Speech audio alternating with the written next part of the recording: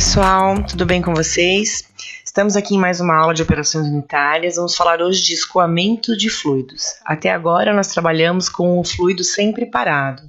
A partir de agora, nós vamos colocar o nosso fluido em movimento e vamos entender como que é possível estudar o movimento de um fluido. Quando estamos falando do movimento de um fluido, estamos ainda na área de mecânica dos fluidos. Só que agora vamos falar de movimento. Quando se tem fluido, normalmente não se consegue estudar o movimento de uma partícula separadamente. O que se estuda, então, na verdade, é o movimento desse conjunto de partículas que formam o fluido. Porque se tem um número muito grande de partículas, além de que os deslocamentos eles podem ser relativamente aleatórios, pensando-se em cada molécula. É praticamente inviável a descrição do escoamento de um fluido através dos movimentos individuais de cada partícula. O que se faz, então, é estudar o que nós chamamos de linhas de corrente, com o uso de traçadores. Na verdade, o que se faz é imaginar que o escoamento acontece camada sobre camada. E se quer entender como que essas camadas se comportam, se elas fluem lado a lado, uma com a outra, ou se elas se misturam.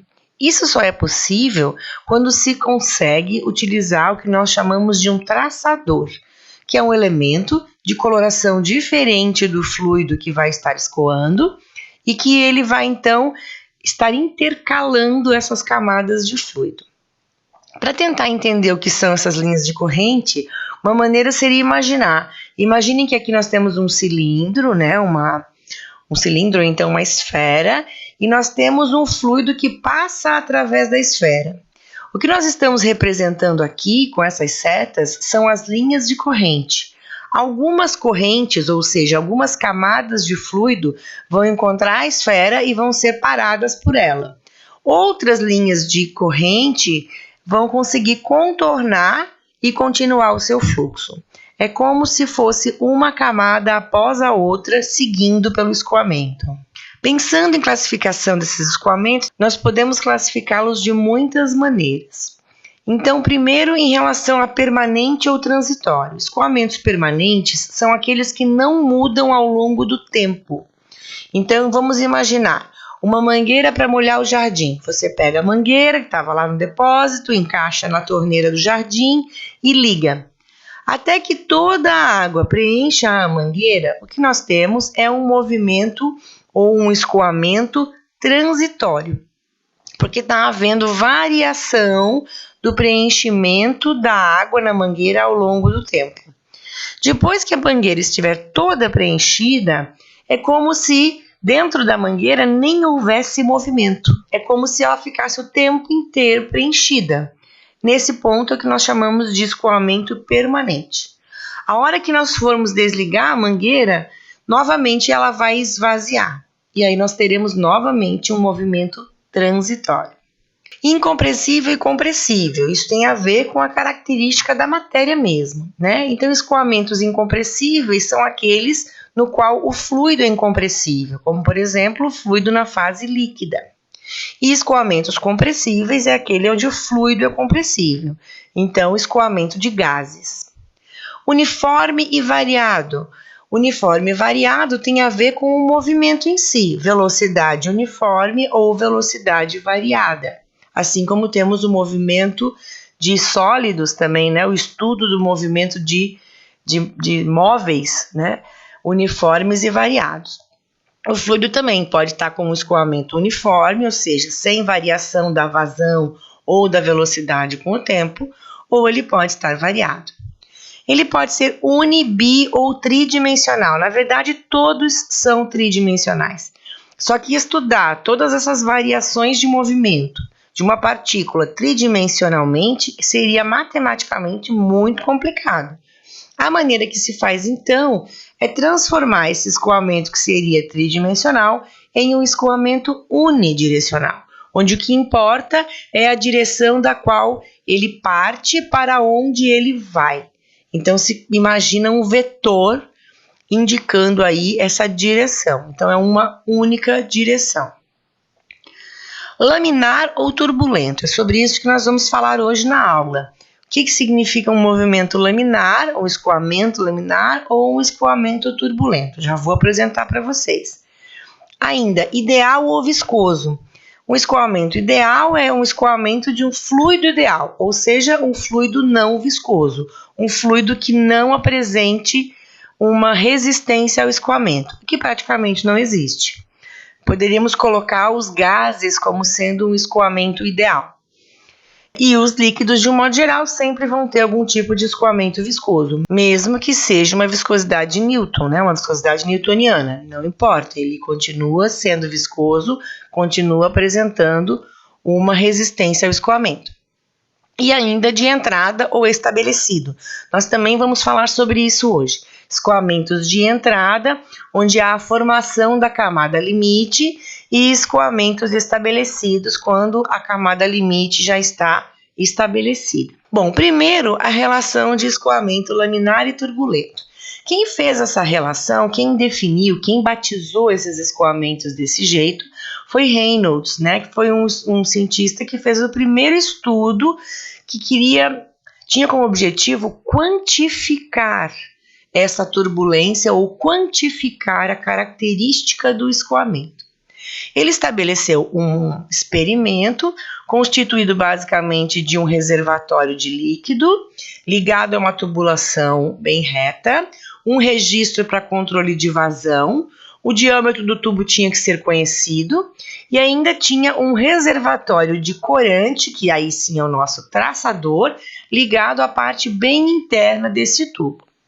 A ideia aqui era, controlando a vazão, estabelecer ou conseguir visualizar linhas de corrente a partir da existência desse traçador. Ele observou que se a vazão fosse bastante baixa, ele conseguia fazer com que o traçador ficasse totalmente visível e numa linha reta, o que significava que ele estava exatamente entre duas linhas de corrente, entre duas camadas de fluido, e que as camadas não estavam se misturando. Agora, se ele aumentasse muito a vazão, ele percebia que não era possível visualizar o corante de uma maneira correta, formando uma divisão entre as linhas de corrente. Não era possível ver a linha de corrente do traçador. Por quê? Porque no caso de escoamentos com velocidade muito alta ou com vazão muito alta, as camadas elas se misturam. Então as linhas de corrente se misturam. E o que se vê então é esse traçador sendo levado pelas diferentes linhas de corrente. Acaba se vendo uma mistura dessas linhas de corrente, turvando completamente a água. Com esse experimento, ele podia observar essas relações entre velocidade, vazão, diâmetro do tubo, tipo do fluido. E ele testou isso com diferentes diâmetros de tubo, com diferentes fluidos e com diferentes vazões. O que ele percebeu foi que existia uma relação entre essas características. Características do fluido, como massa específica e viscosidade, e ainda características do escoamento, como velocidade do escoamento e diâmetro do tubo de escoamento. Ele percebeu que essa relação dava um número e, se nós utilizarmos as unidades corretas de massa específica, velocidade, diâmetro e viscosidade, todo no sistema internacional, esse número acaba sendo um adimensional. É possível cortar todas as unidades e esse número de Reynolds, como foi batizado, acaba sendo um número adimensional. Com esse experimento, ele observou que esse número de Reynolds adimensional pode variar. Se ele for um número menor do que 2100, ele diz que o escoamento é, em geral, laminar. Em geral significa em média.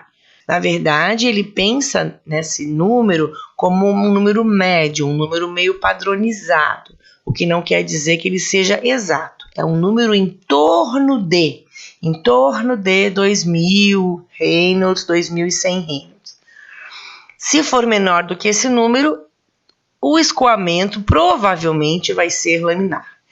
Se esse número for acima de 2.500, e aqui pode ter controvérsias, muitos livros falam até acima de 3.000 ou acima de 4.000, ele daí então vai ser um movimento turbulento, ok?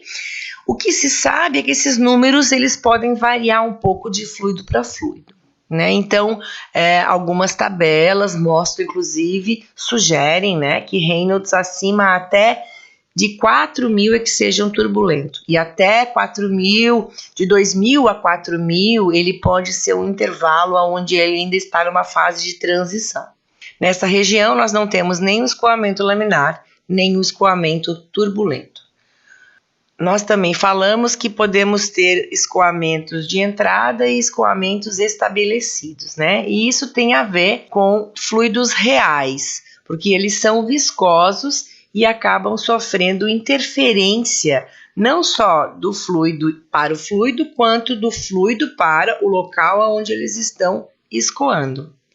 Então, a gente pode dividir essas duas regiões de escoamento como sendo uma região mais junto à superfície sólida, onde as camadas de escoamento sofrem a influência da superfície, por exemplo, dentro de um tubo, as camadas que estão mais próximas da borda do tubo, ou então em cima de uma lâmina, as camadas que estão justamente sobre a lâmina e as camadas que estão mais afastadas da superfície. Quanto mais próximo da superfície, mais influência essas camadas de fluido sofrem em relação à superfície. Então, elas são freadas pela superfície. A superfície permanece parada, enquanto quem escoa é o fluido.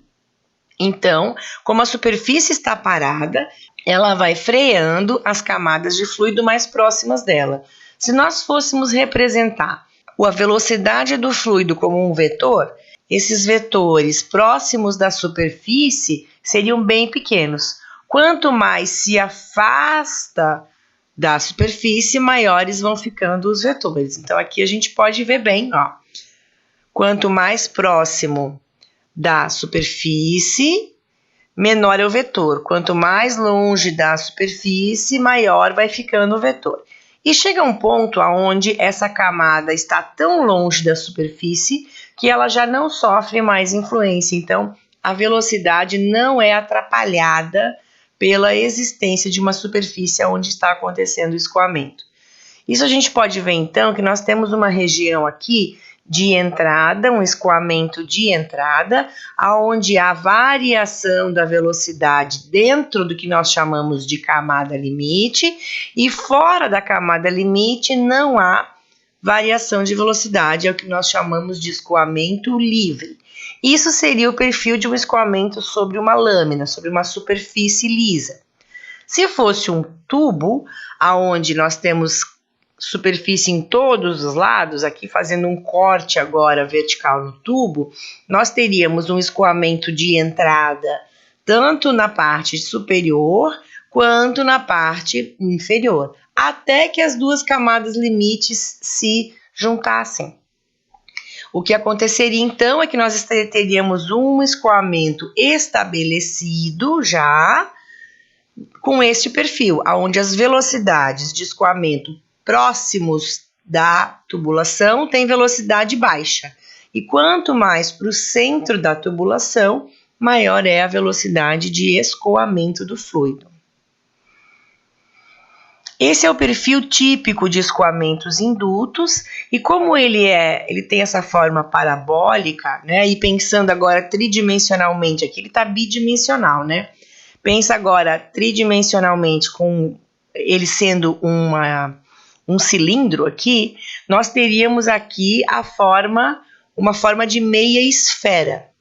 Nessa forma de escoamento estabelecida, o que nós temos aqui é que a velocidade de escoamento ela varia com o raio.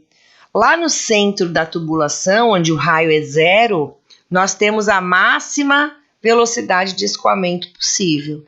E quanto mais o raio se aproxima do valor real do raio do tubo, ou seja, quando ele está lá encostado no tubo, né, o escoamento tem velocidade zero. A equação matemática que define essa forma geométrica é essa equação aqui de baixo, que é uma equação para o escoamento laminar num duto de seção transversal circular. Vejam, isso é para um escoamento laminar, onde as camadas não se misturam. Se fosse um escoamento turbulento, não tem como se definir camada por camada e não seria possível fazer esse tipo de estudo. Se eu agora substituir aqui, esse Rzinho é o eixo X, né? É o que vai variar. O raio pode variar de 0 até o valor R, o valor do raio de cada duto. Por exemplo, um duto de 100 milímetros de diâmetro tem um raio igual a 50 milímetros, certo? Esse R maiúsculo aqui é o valor do raio real do duto. Se eu estiver, então, lá no meio do meu escoamento, eu tenho raio 0. Lá no meio, meu raio é 0. Se esse meu raio aqui é 0, 0 dividido por R dá 0, 0 ao quadrado dá 0, 1 menos 0 dá 1, 1 vezes velocidade máxima vai dar velocidade máxima. Acabei de falar. A velocidade, quando o R for igual a 0, ou seja, lá no meio da tubulação, vai ser igual à velocidade máxima. E se o raio for igual ao raio do duto, que é o Rzão, eu vou ter Rzão sobre Rzão dá 1. 1 ao quadrado, 1. 1 menos 1, 0. 0 vezes velocidade máxima, 0. Ou seja, a velocidade, quando esse raio for igual ao valor do raio do duto, vai ser igual a 0. E é bem isso que a gente vê aqui. Quando o raio é 0, a velocidade é máxima. Quando o raio é o valor do raio do duto, a velocidade é igual a 0. Então, se eu souber qualquer valor de raio, em qualquer valor de raio do meu escoamento aqui, eu consigo definir qual vai ser a minha velocidade de escoamento, qual vai ser o valor desse meu vetor de escoamento aqui. Isso se for um escoamento do tipo laminar, num duto de seção transversal circular. Aí a equação serve para esse escoamento.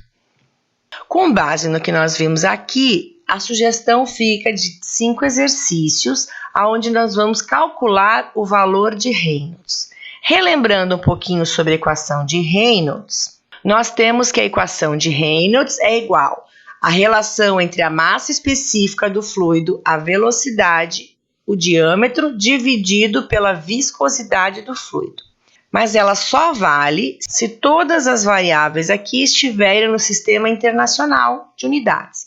Então, a massa específica tem que estar em quilos por metro cúbico, a velocidade média do escoamento tem que estar em metros por segundo, o diâmetro interno do duto tem que estar em metros e a viscosidade do fluido tem que estar ou em quilos por metro vezes segundo ou em newton vezes segundo por metro quadrado, que é a mesma coisa no sistema internacional, ok?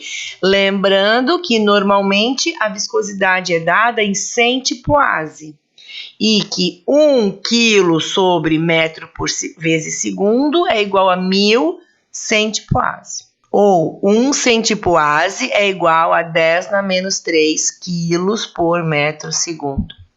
Ok? Então, tem que fazer a transformação de unidade naqueles exercícios apresentados aqui no final, certo? Esse exercício número 1, ele está na apostila já corrigido. Então, vocês podem pegar lá na apostila, o exercício número 1, ele já está feito como modelo para vocês na apostila.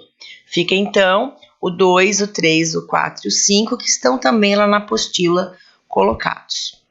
Ok, pessoal? Façam os exercícios. Na próxima aula, nós vamos apresentar um experimento de Reynolds para vocês.